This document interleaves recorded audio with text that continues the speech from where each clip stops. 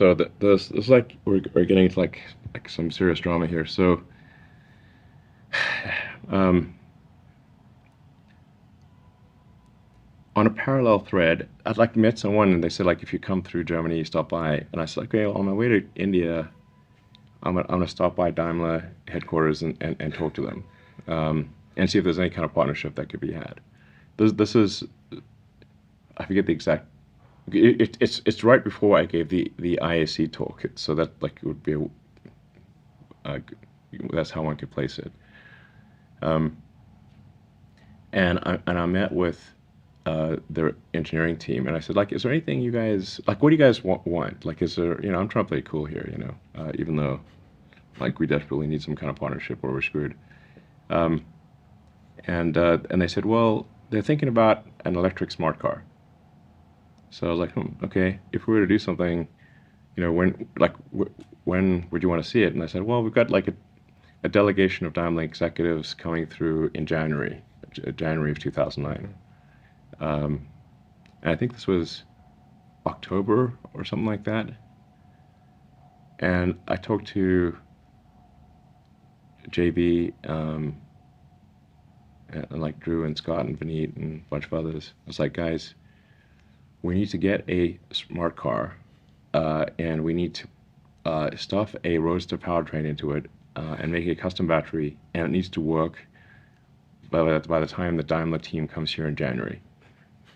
Oh my God. Oh my. We can interview JB about it, and maybe he'd like add some additional color. So the problem was that there were no smart cars were not being sold in the U.S., but they were being sold in Mexico.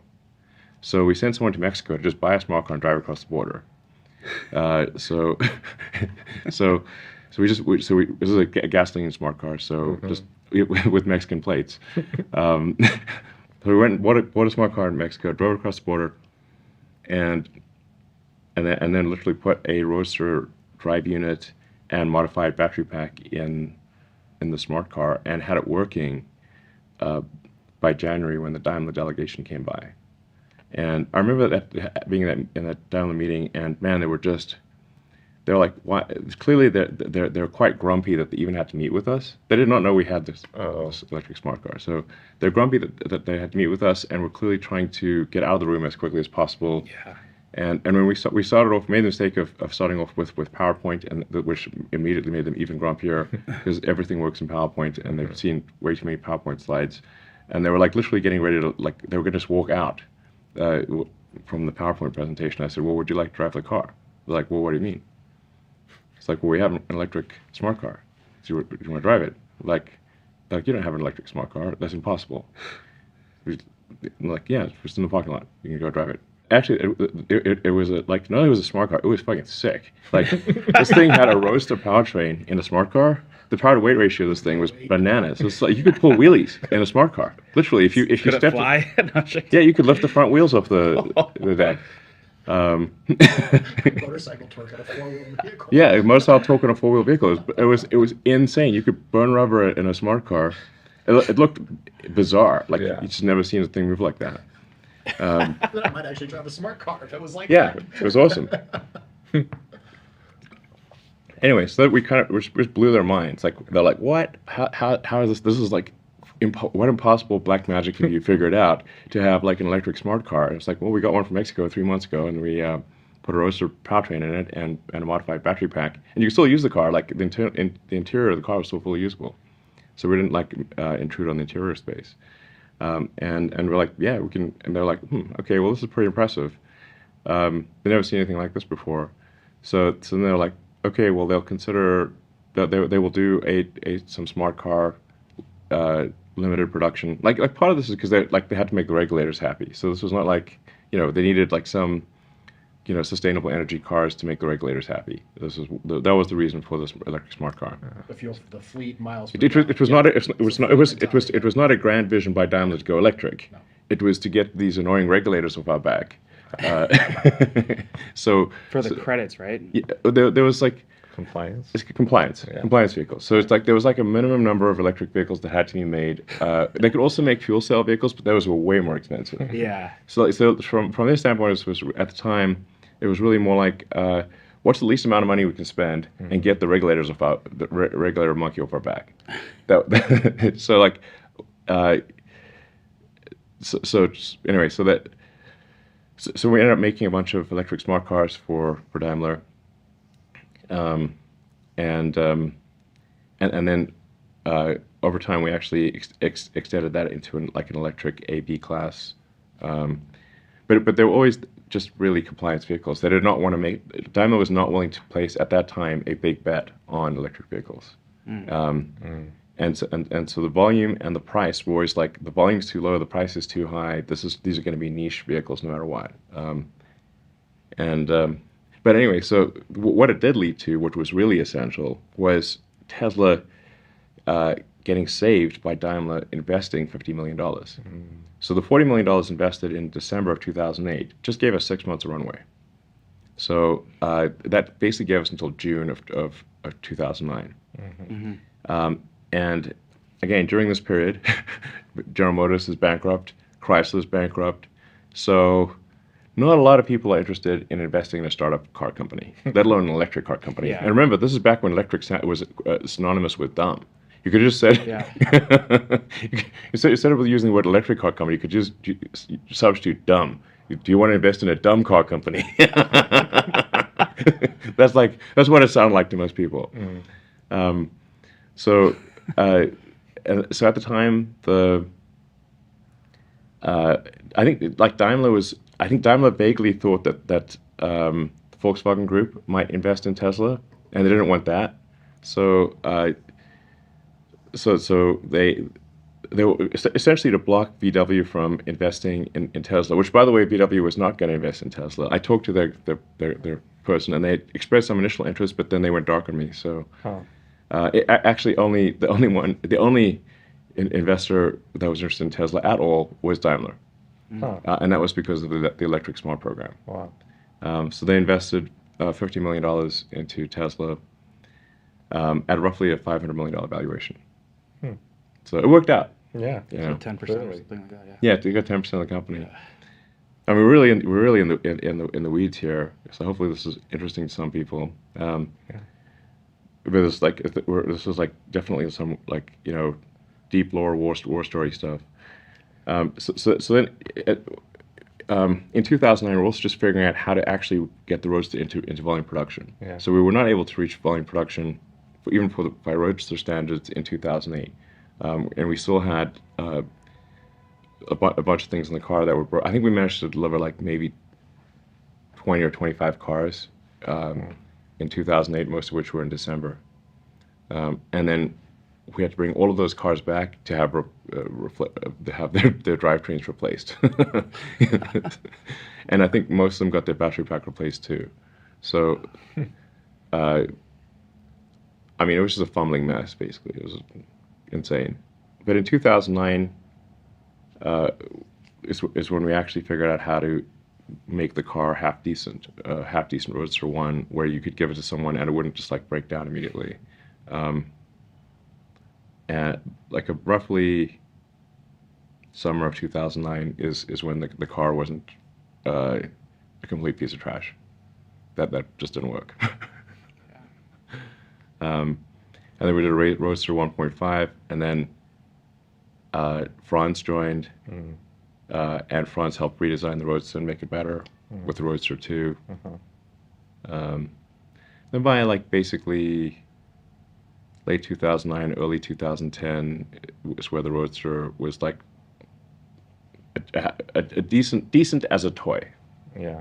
Not as a transport you could count on, but as a toy, it was decent. Became decent around end of 2009, early 2010. Anyway, so that Daimler investment in May 2009 was what was essential to Tesla's survival, not a government loans. So this is another thing that is a misunderstanding here, because they got confused because GM and Chrysler and Ford, GM got a massive bailout, just a flat-out friggin' donation from taxpayers, of tens of billions of dollars. So GM got like I don't know, $30 billion handout basically with no repayment. Last I checked, there's over 14 billion that's unpaid. Okay, so maybe it's It's a real amount though. okay. So 14 that has not been repaid and never will be, I suspect. So, and then Chrysler got a bunch of money, and then Ford got like a $5 billion loan. But Ford is in better financial shape because I don't know for whatever reason. I think the Ford family has more long-term thinking than the people that were running GM and Chrysler. So they were in a better financial position. But it remains the case today that the only American car companies that have not gone bankrupt are Tesla and Ford. And you know, unless something changes significantly with Rivian and Lucid, they will both go bankrupt. They're tracking to bankruptcy. They may not say like that is currently like if this was an airplane, they're going like that. So if something happens to go change, okay. But currently, the intersection with doom. Yeah. So you know, I hope they are able to do something, but unless they cut their costs dramatically, they're in deep trouble. And we'll end up in the cemetery like every other car company, with the exception of Tesla and Ford. Anyway, that Daimler investment was essential to Tesla's survival. Around that time, in mid-2009, we got a letter, sort of a letter of interest, like a non-binding letter of interest from the DOE for a loan that I believe was around $500 million. Now, that was not a loan where they just give you $500 million. That was one where you spend the money, you provide invoices. Those invoices are provided to DOE. They then refund you based on the audited expenses that you paid. It's not like lump sum type of thing. It's retroactive after you spend it. It's a reimbursement program. It's a loan reimbursement. Yeah. So there's nothing's given for free. Loan. It's a loan reimbursement. So it would not be possible to use that as advanced capital to make something happen. It can only be used to reimburse expenses that have already taken place with a 2 to 3 month lag. And the first disbursement, that letter of interest did not become an actual binding document until 2010. And the first money that Tesla received as a reimbursement from that, I think, was March or April of 2010, by which time the recession had passed. So if we had needed the money from that loan, Tesla would have gone bankrupt. Yeah. So the DOE loan, I think, was helpful as an accelerant, but it was not a life or death thing for Tesla. And ultimately, the constraints, the problem is that the DOE was second guessing our business plan and our execution. So we're like, well, we need to change the business plan because if we keep going in that direction, we're going to die. So we're going to go in that direction and in the non-death direction. And then you're explaining to someone at the DOE why you're changing the plan, and then they're like, but the plan is different. You need to stay to the plan. Like, well, if we stay to the plan, we're going to crash, and the company will die. And that's why we want to change the plan. But that's the plan. But that's the plan. And I'm like, okay, this is not good. And like, you know, with enough effort, we could actually get the DOE to agree to change the plan, but this was taking up a lot of bandwidth to be constantly convincing people at DOE that the new plan is better than the old plan. So after the IPO in 2010, we paid back the DOE loan. That's awesome. And we actually had to pay a penalty. There was an early repayment penalty. So we paid back the loan with interest plus a prepayment penalty. Like, taxpayers made money on the loan. Very important. Yeah. Taxpayers made money on the Tesla DOE loan. Whereas they're still $14 down on $14 billion down on GM. So. Another thing worth pointing out is none of the incentives, the EV incentives that exist, not one of them was obtained by Tesla. Not one of them. The $7,500 tax credit was General Motors. They're the one who got that. Like Tesla had no lobbying power in DC at all. But GM had huge lobbying powers. They're the ones that got the $7,500 tax credit put in place, and Nissan. But we had basically no presence in DC. So, because yeah, I mean, you'll certainly hear like, oh, Tesla and tax credits. I'm like, okay, well, currently we don't have the $7,500 tax credit does not apply to Tesla, but it does apply to our competitors. So anyone who has not made any company that's cumulative production below 200,000 cars has a $7,500 tax credit, and Tesla does not because we've long ago exceeded the 200,000 car maximum. So Tesla is at a competitive disadvantage with respect to tax credits. That is quite significant when you're talking about, like, say, a $40,000 car and a $7,500 tax credit. That's like almost a 20% difference. So big deal. So Tesla is successful currently in spite of our competitors having materially greater tax advantages than Tesla. In spite of it, not because of it.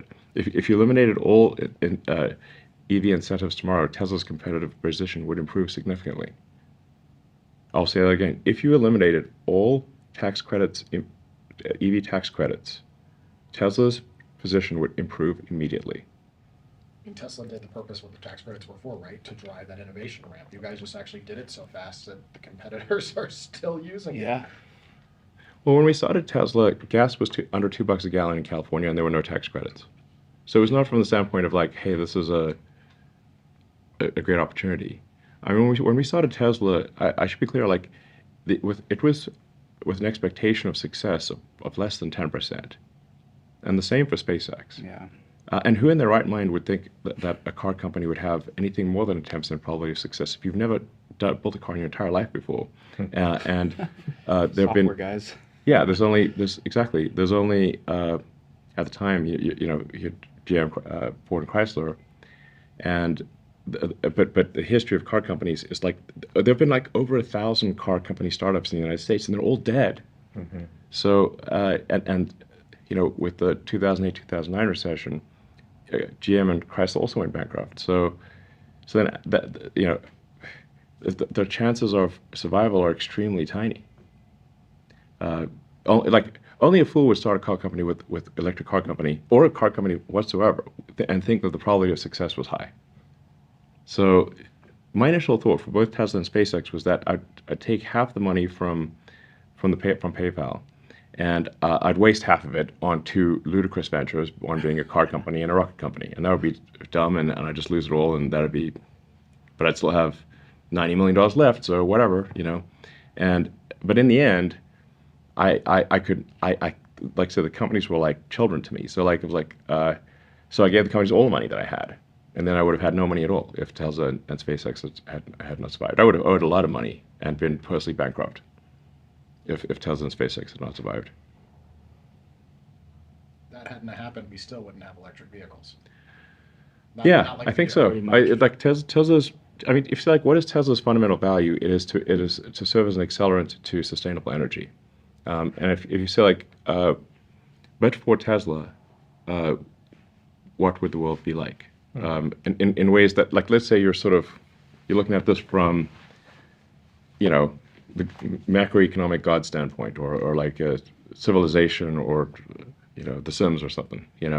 Like, what's the difference here? The difference between Tesla and not Tesla is how many years is sustainable energy accelerated. That is the fundamental good of Tesla. Yeah. And then there's also the autonomy thing, which is I think could also be very, very significant. It will be very significant.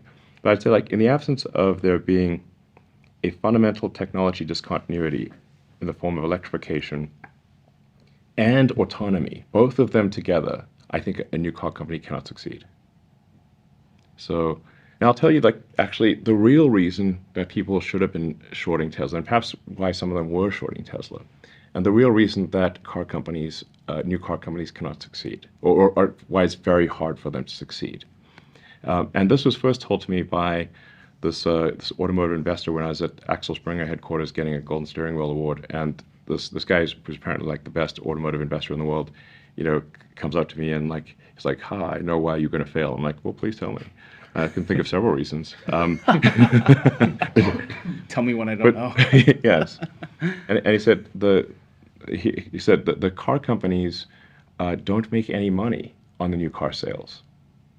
They make all of their money selling parts to cars to the existing fleet. Mm-hmm. So when the warranty runs out, like the life of a car before it hits the junkyard might be 20 years. Warranty is going to typically run out after 4 years, and there's a bunch of stuff that's not covered under warranty. So if you've got a steady state fleet, it means that 80% of your fleet is not under warranty. Mm. So you can sell high margin parts, replacement parts for the existing fleet, Mm-hmm. and you can sell your new cars at effectively zero margin. Mm. It's like a razors and blades thing. Yeah. Yeah. So you sell the razor for zero margin, Yep. and you sell the blades at high margin. So then this creates a massive barrier to entry for any new car company because you have no existing fleet. So the only way for a new car company to succeed is that does not have an existing fleet is to charge a lot more for your car than what others are paying, than competitors. And in order to charge a lot more, have people actually buy it, the product must be so compelling that people are willing to pay the premium above the alternative cars from the incumbent car makers. This is the only way. And I think without both electrification and autonomy, this does not succeed. So that is the only way to do it. You have to win on autonomy, and you have to win on electrification, and you have to make the product so compelling that it is worth paying the premium relative to the incumbent competitors. This is a very big deal. Yeah. Very, very big deal. So, yeah. I'm exactly that customer, by the way. I first test drove a Tesla in 2015. The acceleration and all that was cool. The electric was cool. But when I tapped the stick for autopilot 1.0 and it locked on the Yep. on the road like rails, I went, "Holy shit, the future's here!" And went from a $4,000 car to at the time a fully loaded Model S, just opposite end of the spectrum. Mhm. That exact angle was it, and that's gotten so many people Mhm. that way. Yeah. No oh, autopilot, I probably still wouldn't be a Tesla owner. yeah.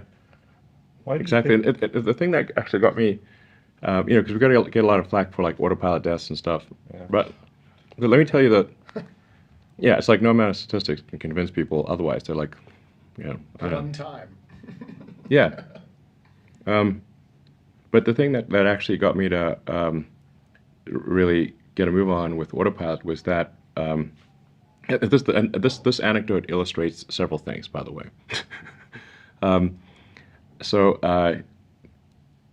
And I think this might have been like 2014 or something like that. A Model S owner in the Bay Area fell asleep while driving his Model S and ran over a cyclist and killed the cyclist. Now, if there had been even basic lane following, that cyclist would still be alive. So I was like, man, if anything illustrates the importance of autopilot, it's this case here where that innocent cyclist would still be alive if that guy that fell asleep had autopilot or any kind of like lane following, even basic lane following. The car would not have veered off the road and killed the cyclist. Mm-hmm. So I was like, we got to get a move on here. This is a real safety issue. So that's part of what really encouraged me to like, we need to go make this happen as quickly as possible. But there's more to the story. The guy that ran over the cyclist did not internalize responsibility for himself. He said that the problem was he blamed it on Tesla, and said he fell asleep because of the new car smell. I'm not making this up. You can literally search the court records, and he got a lawyer. Okay, amazingly, got a lawyer to represent him and file a lawsuit against Tesla, saying it's not his fault he ran over the cyclist. It's because of the new car smell that put him to sleep. Now, obviously, when this got before the judge is like, that's ridiculous, case dismissed. But this just gives you some sense of both the importance of autopilot and generally people's unwillingness to internalize responsibility. Car smells. Yes. You know, people should pay extra for that, actually, Yeah. don't they? Yeah. I mean, he actually had the Price nerve tag goes to up. engage a lawyer and file a lawsuit. And you're like, wow, That's it's in the court records. yeah. You're like, okay, dude, maybe it's not. Maybe it's you. You know, the judge like, it's you. Okay. Take responsibility for your actions. So, anyway, yeah. So that's why I think like unless some new car company is able to solve autonomy and electrification and make a product that's extremely compelling, and reach volume production where with a cost of goods where the cost of the car is low enough that you can charge a price where you don't exceed the affordability limit of people. Like a number of times I've had this conversation with like rich investors on Wall Street. Is crazy because there are two factors at play. One is value for money.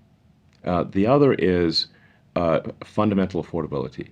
So these things are often conflated by if somebody is like has tens of millions of dollars, lives in Wall Street and whatever, they don't understand that they just think about value for money. They don't think about affordability. Like all cars are affordable. If someone just literally does not have enough money in the bank account, they cannot buy the car, even if you rail desirability to infinite. Like we'll just turn the desirability knob. This is this thing, Car will smells. transform into a jet and fly you to a private island that it will create by itself. You can make it so desirable that you can just make desirability infinite. But if it costs more than people can afford, they can't buy it no matter how great it is. And so that affordability threshold is very, very important. So it must both be good value for money and be affordable in order to achieve the unit volumes. And where car companies can get kind of painted into the corner of doom is if the cost of the car is so high that they have to raise the price of the car to the point where the price of the car is, and Rivian I think has this problem, so that they either need to fix it or they're in deep trouble. They raise the price to the point where only a very small number of people can afford the car, no matter how desirable it is. Then at that point, if you cannot achieve a unit volume that covers your fixed costs, you're screwed. Mm-hmm. So, Rivian needs. My advice to Rivian would be to cut costs immediately across the board dramatically, or they're doomed. Yeah. So, this applies to any car company. Really. Yeah. As you raise the price, you're sort of the percentage of people who can afford the car starts to drop exponentially. Start getting a car above $100,000. Very, very few people can afford it, no matter how desirable it is. And then you've got to have enough unit volume to pay for your fixed overheads. So you basically you've got to cover your operating expenses. Just check, see if I. We can do a time check too if we need to. No, I'm just. A friend of mine is like suggesting that I troll hard drive by posting more memes from them. They're just going to keep stealing their memes and posting them without giving them any credit. People love that. This is the internet. The memes belong to the internet. Yeah, exactly. It's the whole point of a meme. Exactly. Yeah. It's the transmitter of the pure information. And typically you'll like the meme too that you'll post, and so people know where it's coming from. Memes belong to the people. Yeah. You create your own memes, though, don't you? I saw it create some memes. So your meme game is strong. Thank you. Yeah. Who controls them? The memes control My friend is saying I should post hard drive memes and declare that I made it myself. I made it myself. and then tell hard drive to stop copying me. Wow. Well, maybe one day autopilot AI will figure out how to copy you. Yeah. That might be scary. I'd be so vexed. So yeah. You good on time too? Yeah. I'm okay. I was just getting little text buzzes, so Oh, good. but nothing is like the house, something's on fire. Which, by the way, sometimes I do get the text. House is on fire. The house is on fire. The car is on fire. The dumpster's on fire. Oh, So, yeah. Remember, we've had a lot of dumpster fires at Tesla, actually. I've heard. What's going on in Fremont? It seems like a lot of fires I've heard there. about yeah, my friends there keep texting me every time. There's a dumpster Yeah. fire. They're about Literal to be dumpster for fire. Yeah. It's like Yeah. not a metaphorical Dumpster. dumpster fire. It's literally a dumpster on fire. I just imagine you see the beam of the dumpster on fire floating down the river Yeah. in Alabama. I mean, things like if you have like a lot of cardboard and wood packaging in a dumpster, then or whatever, it's gonna like if it's flammable, it's then somebody, I don't know. Sometimes I think some of these things are some kids having fun or whatever, just like being arsonists, and some of it are just I don't know how these things like trying to figure out why is this dumpster on fire? I don't know. It's on fire clearly, but how did the fire start? I don't know. Nobody knows how the fire started. Like dumpster fires are actually not that dangerous, but they're like, unless it's indoors or something. But like an outdoor dumpster fire is not intrinsically dangerous. It's contained. Yeah. It's contained. It's like the dumpster's not going to melt or anything. Yeah. So it tends to just be like it creates drama, but it's not like actually dangerous. So currently, we've all been FSC beta. You guys, thank you, by the way. It's been fun. Yeah, thank you. Testing that. Recently got kicked out, but On long trips, really long road trips, I just made it's me. Yeah. It's I me. was on a really- long drive to not San kicked out. Francisco, On really and unfortunately, on really long road trips, I have this problem where I'll get the nag thing will give me enough times and I'll disable, and I did like 800 miles across Texas and I'll get tired of it. That's actually not what it's about. We currently get to give feedback for when the car does something wrong. Would it be useful if we got to give feedback when the car did something like really well and really right? Because I have to do great things all the time, but I have no Yeah. way to like call somebody or mark the video Yeah. and say, "Hey, it did this turn incredibly and Great it's faced question. well." And like, is there? I mean, like, because I was assuming the AI is being trained with reinforcement learning as well. It'd be great if we could help give that feedback when the car's like, "Great job, buddy!" Like the +1 button or something. I don't know. All input is error. Yeah, all input is error, exactly. Unless somebody missed the feature, in which case no input is error. Like in some cases, we've got like cool features nobody ever used or knew was there, like the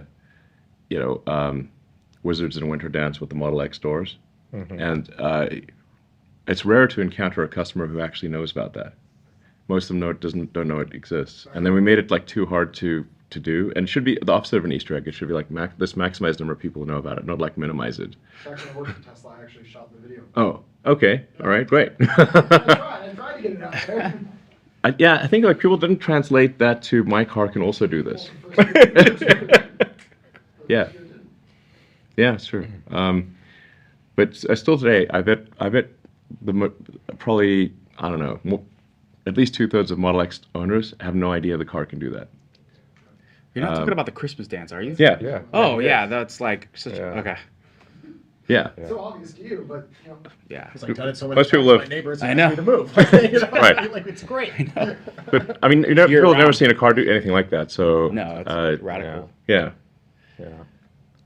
Do you have like a favorite Easter egg or feature that you've put into the cars that this is just your favorite? Well, I mean, I suppose that the sort of Wizards in Winter door dance is Yeah. my favorite, sort of Easter eggy feature or fun thing that has no value in and of itself, course it except does. entertainment. Kids Yeah, it's get like to dance to it. it's entertainment, but it's like Yeah. it's like an unnecessary thing that's cool. Yeah. I mean, there was the tap autopilot 4 times to play more Rainbow cowbell. Yeah. And then, like people would but now that's the one that you could accidentally do, and then your screen turns to like Mario Kart, Rainbow Road, Yes. Yep. and You can't turn the volume down. It's full on more cable. You gotta turn it down or off. Yeah. It does it again. Kids can't be sleeping during that time. Yeah. Santa yeah, too. Santa. I think it's quite a few times people have accidentally, because it's like it is a thing you could just tap too many times. Yeah. It's like Yeah. it's not one of those Easter eggs. It's like one of those like old school arcade games where it's like up, down, left, right. Like it's like just press it 4 times and bingo. So I think a lot of people just accidentally like, what happened? Am I going crazy? Why is the car doing this? My grandpa lost it. Yeah. So that's a cool one. You can change the car to standard 42. Car's name changed, life, the universe, and everything. There's the James Bond, where it turns into the Spy Loved Me car. That's a submarine car, basically. Yeah. Yep. Is there any undiscovered Yeah. Easter eggs? Pressing a little phone and it changes to Thomas Edison. Is that my quoting that right? Maybe actually, I'm not. There's a ha ha ha if you want to change the screen to reindeer. Ha ha ha, not funny. Ha ha, not funny. We'll play the song "Grandma Got Run Over with a Reindeer." Grandma got run over by a reindeer is the ha ha, not funny. Yes. Is there Yeah. any undiscovered Easter eggs in production right now? I mean, there might be. Like, they don't necessarily tell me about all the Easter eggs, But I mean, the thing is that, like, we can't spend too much time on Easter eggs because we should be. Come on, that should be the entire focus.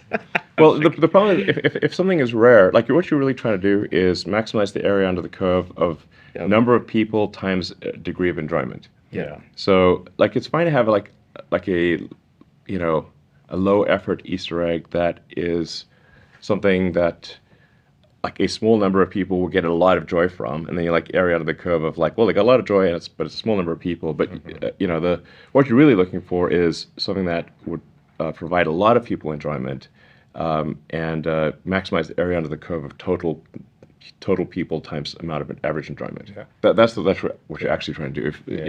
So that's why I can't get carried away with the Easter egg stuff. Yeah. You really want everyone to experience it, not make it some extremely 0.01% of people actually even know it exists situation. Yeah. So I think we've got a lot of work to do actually with the basic software in the car. Like our web browser sucks, and we definitely need to do work on the overall interface in the car. There's a lot of complaints on the interface. I think we do better on the interface. But like if you try to use the web browser in the car, it like takes a long time to load, and that's a trash browser. Yeah. It's worse than like some iPad from 5 years ago, like by a lot. Like the rear screen and the S and X, the controls need a lot of work. But it can be quite helpful for like entertaining having like your kid now has something to watch in the back. Yep. Yeah.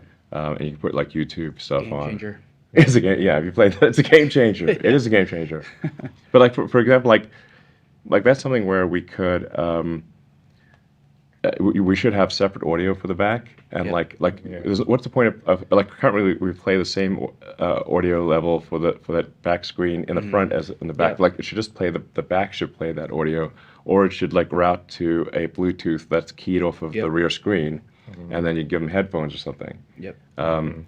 So that people can listen to music in the front and not get blasted by the YouTube Kids Show audio in the front, which is currently the situation. That's correct. So there's like a bunch of stuff like that we need to fix. But the overwhelming focus is solving full self-driving. So, yeah. And that's essential. And like that's really the difference between Tesla being worth a lot of money and being worth basically zero. Yeah. So, One question I was going to ask with the little maybe remaining time is there any additional questions or FUD or misinformation about Tesla, or I don't know, maybe you want to walk around the factory or whatever you have time for?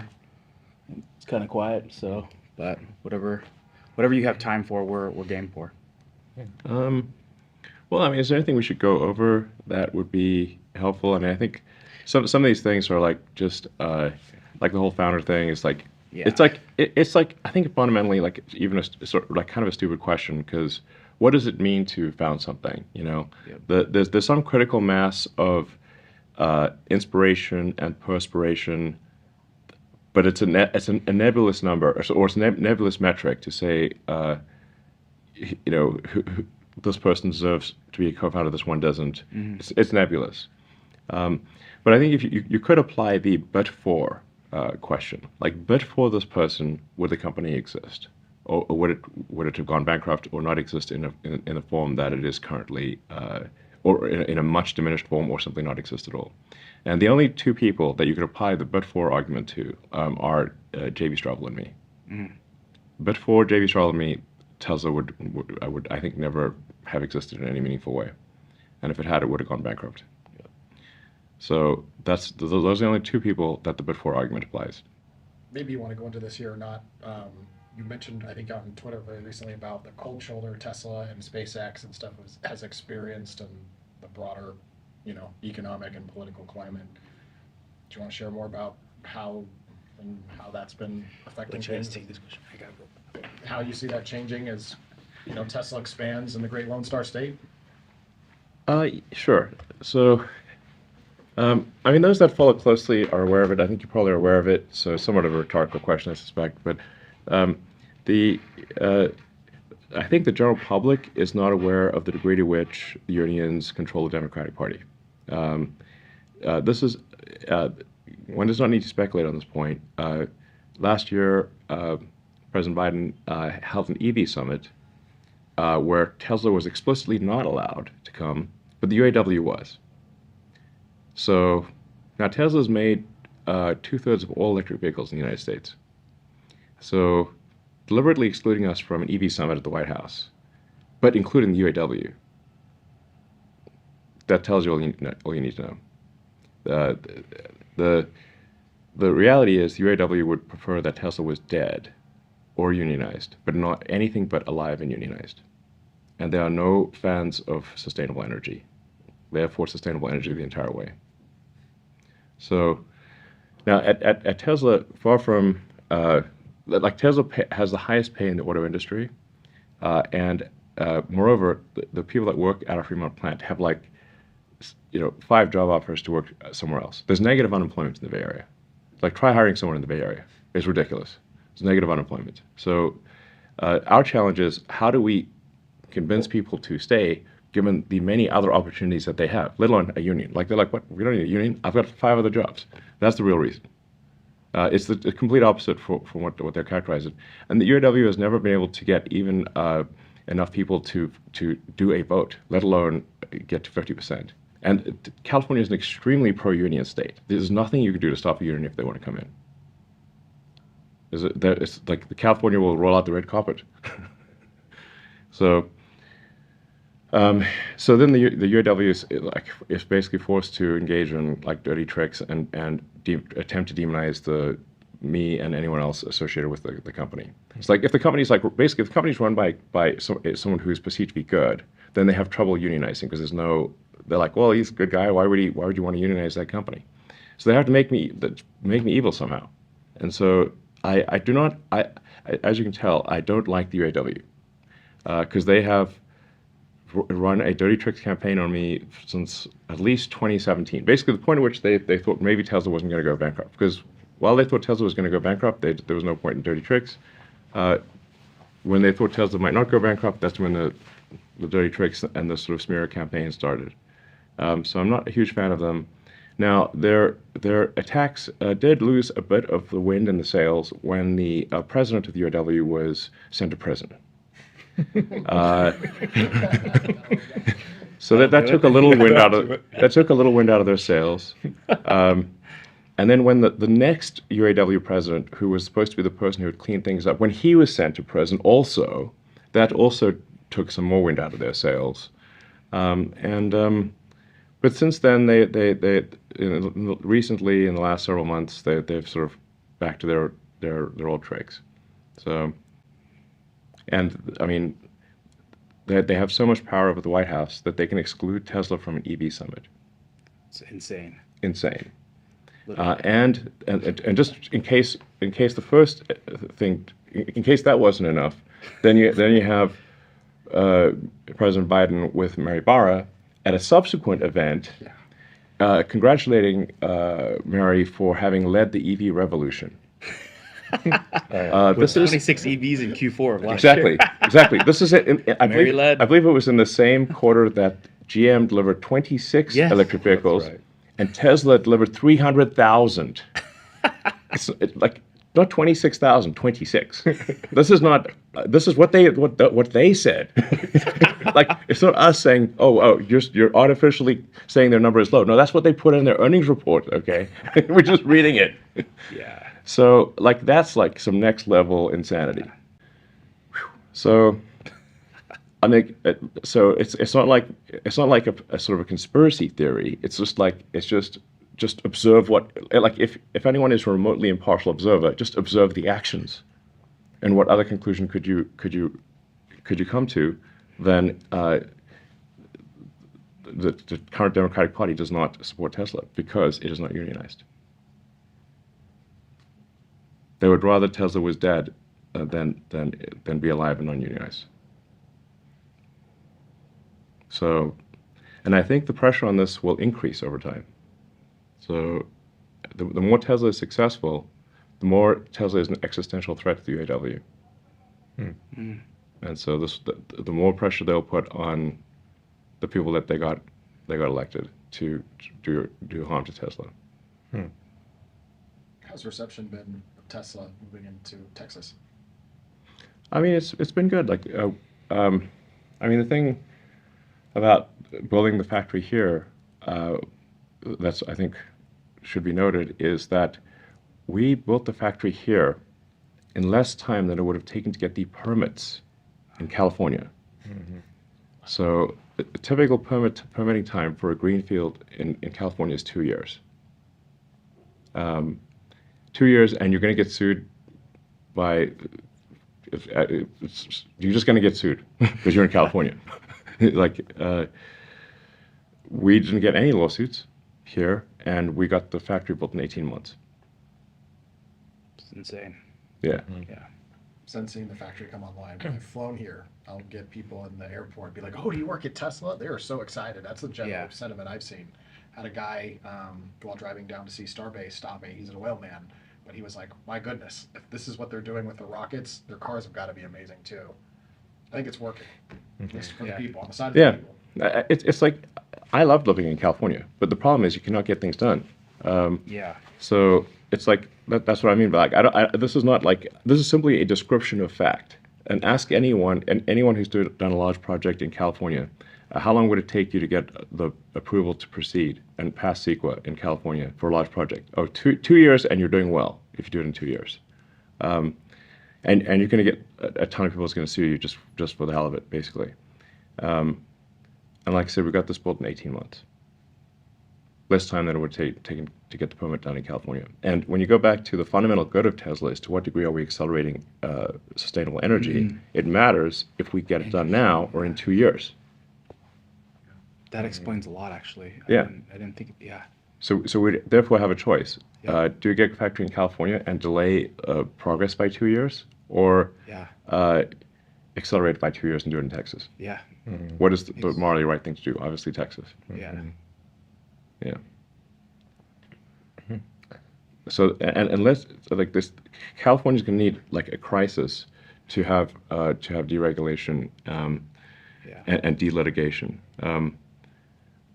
It's just because the two entities that most control the Democratic Party are the unions and secondarily the plaintiff bar, the lawyers, the plaintiffs bar on the law side. They're basically the lawyers that sue. Especially class action. That's who controls the Democratic Party. Anyone who's familiar with the inside baseball of this will agree with me. This is in fact the case, especially in California.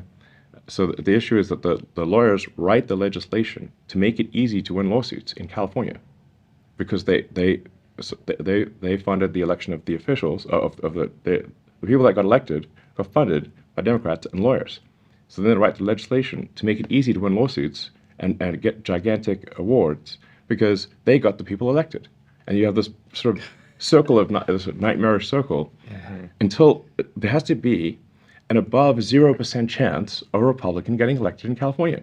It has to be above 0%. Otherwise, you have a one-party state. Consequences action.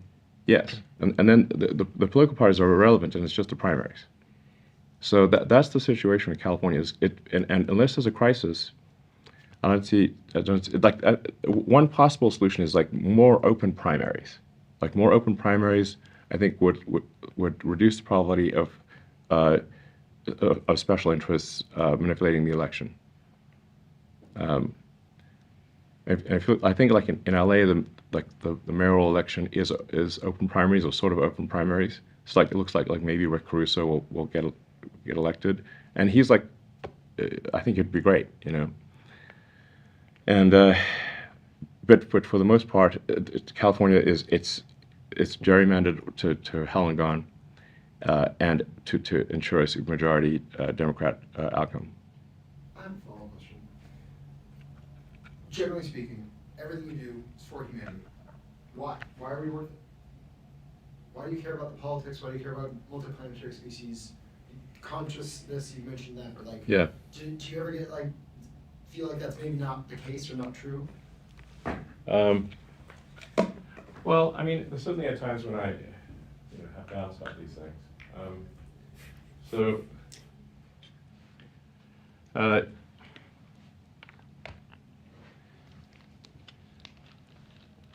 mean, I think it's a good question you ask because it goes to like at a foundational level, what is my philosophy and why does it lead to this conclusion? Yes. So the reason is that when I was a teenager, I had like an existential crisis to try to figure out what's the meaning of life. It doesn't seem to be any meaning. For me, at least, the religious texts, and I read all of them that I get my hands on, did not seem convincing.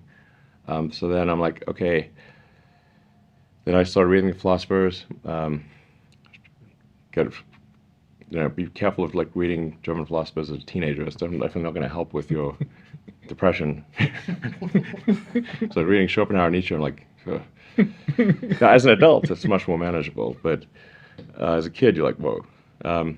So then I was like, man, I'm just like struggling to find meaning in life here. And then I read Hitchhiker's Guide to the Galaxy, and basically what Douglas Adams was saying is that we don't really know what the right questions are to ask. Like the question is not what's the meaning of life. In the Hitchhiker's Guide to the Galaxy, Earth, it turns out, is a big computer and its goal is to answer the question, what's the meaning of life? And Earth comes up with the answer 42.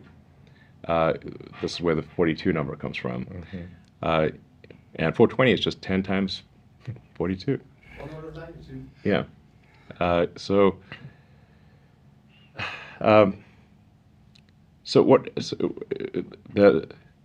In that book, which is really sort of a book about, it's an existential philosophy book disguised as humor. They come to the conclusion that no, the real problem is trying to formulate the question. So, and to really have the right question, you need a much bigger computer than Earth. And so, maybe like one way of characterizing this would be to say the universe is the answer. What is the question? And the more, or what are the questions? The more we can expand the scope and scale of consciousness, the better we can understand what questions to ask about the answer that is the universe.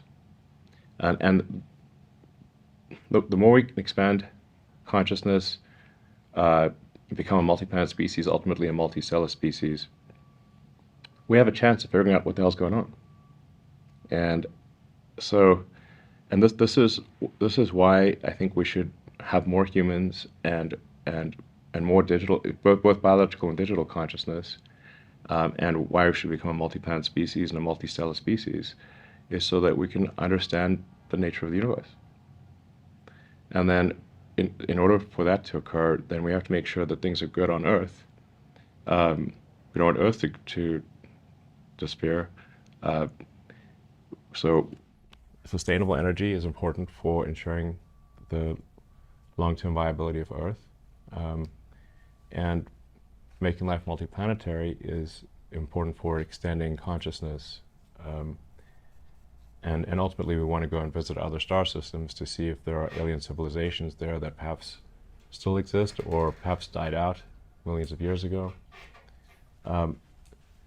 The extraordinarily short, I think don't realize just how short civilization, like so the first writings were only about 5,000 years ago. So I don't know what happened around 5,000 years ago, but for whatever reason, there's not really writings before that. So there's not like some coherent symbolic representation before about 5,000, maybe 5,500 years ago. So you can call, like, if you date civilization from the point at which we had writing, it's only 5,000 years old.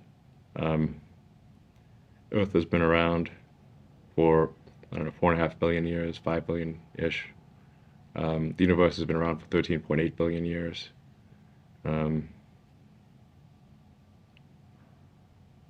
There were like shellfish, basically 500 million years ago. So basically, what I'm saying is civilization has existed for an instant, from a sort of a galactic timescale frame of reference. Civilization at 5,000 years is basically flash in the pan. So, and if you look at the history of civilizations, which I encourage people to read, the history of civilizations. In fact, there's literally a book called The Story of Civilization. It's quite good. And there's been the rise and fall of many civilizations over the last 5,000 years. And if you look at, say, the ancient Egyptian civilization, which is one of the first writings, not the first, but close to the first. They built these incredible pyramids and had this sophisticated writing system. And then the people living in the area past a certain point, I don't know, maybe around 1,500 years ago, the last person who could read hieroglyphics died. I think so, probably 1,500 to almost 2,000 years ago. And well before that, the last people who could build pyramids died. And then basically people were living next to these structures that just didn't know where they came from, and with funny symbols written on them. And it took like Napoleon invading Egypt and bringing a bunch of scholars with him, and then the Rosetta Stone, but much more than the Rosetta Stone, ultimately to decipher hieroglyphics. It's quite a difficult thing to decipher. So I'm saying, like, that's a civilization that had a really good run. The ancient Egyptians had like a 2,500 year run-ish. That's a very long time. Like 10 times longer than the United States has been a country. So, but still they died out. The ancient Sumerians died out. They were arguably the first, like from an archaeological standpoint, the first evidence of writing is the ancient Sumerian. Yeah. They even found like school books and stuff, like clay school books with like teachers' corrections and stuff. So it's just like basically civilization has existed for a split second is really what it amounts to. So I think it's very important that we become a multi-planet species while we can, and before technology potentially subsides below the level where it's possible. Like one of the possible scenarios, and I think possibly even a probable scenario, is that our tech level actually drops, just like the ancient Egyptians, just like every civilization, which has gone through, has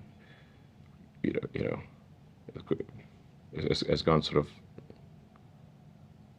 on a sine wave, but ultimately a downward sloping sine wave. So, just like the Egyptians living in Egypt forgot how to build pyramids and read hieroglyphics, we may forget how to build spaceships. And so we should build the spaceships and make life multiplanetary while it is possible. And if there were to be a World War III, which is not zero probability, looking at recent events, Yeah. what will be left after that? Will there even be, I mean, will there be, who's to say what technology would be left after a World War III situation? But yeah. Yeah. Should be noted that Russia still has enough nukes pointed at the United States to make every major city, to make the radioactive rubble bounce several times in every major American city currently. It's not a small number. Several thousand. You've seen Battlestar Galactica, I presume, right? Yeah. Do you think this has all happened before? No. Not on Earth, anyway. I mean, archaeologists are really trying hard to find anything interesting. So if you found evidence of an advanced alien civilization, you'd be like the #1 hero in the entire archaeological profession. It's like they're trying very hard to find these things. We've not found anything. So, and people sometimes ask me, have I seen evidence of aliens? I'm like, I have not.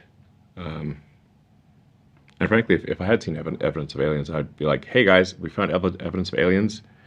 Everyone give SpaceX lots more money because we need to improve our rocket technology. Otherwise, these aliens are going to get us. I thought you were the alien. Yeah. I was an alien until I, got U.S. citizenship. That's an alien registration card, it said. Nothing funds rocket development like a war, so. Yeah, If it was the exactly. aliens. Yeah, totally. If the DoD had evidence of aliens, immediately trot them out and say, danger, aliens, give us more money. All of your money. Yeah, and everybody like, absolutely, these aliens may not be friendly. So the best of my knowledge, there's no evidence of aliens. So, but anyway, going back to the philosophy part, it's like if you accept as a proposition that we don't really understand the meaning of life, and we wish to understand the meaning of life, then in order to understand the meaning of life, we should expand consciousness such that we can ask better questions, learn more, expand beyond the solar system, ensure that life on Earth is good collectively for civilization, and then we can be less dumb about the nature of the universe, and maybe we can answer some questions about where this all came from and where it's going. I think that's a sound philosophy. It's the least unsound philosophy I can think of.